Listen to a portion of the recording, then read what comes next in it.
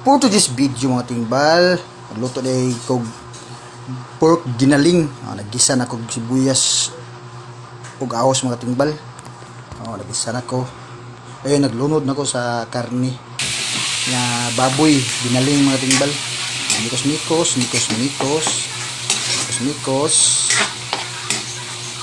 Mikos para lang niya ako nagbutang kog patis mga tingbal.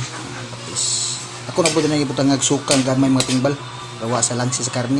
O ako nagilunod ang patatas o carrots o black pepper o red pepper mga katingbar. Katingbar.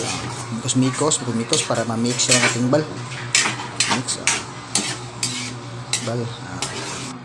Katinggbal. Ako na ning gibutangan og bitsin, adik sarap, brown sugar ug kanang tomato paste mga katingbar mo nagpuwas siya. Para lamig timbal wala na akong mga video yung pagbutang nila kay lagi ka ng bisis pag edit timbal ako mikos mana nagtimpla mo timbal after pinakasikan luto ng mga timbal ako nang mikos para ma-mix ang yang texture ba lamig kayo mga timbal pork giniling niya para sa paniudto ng mga timbal sa akong pamilya ito kay panggabi man siyempre luto ta. Thank you for watching.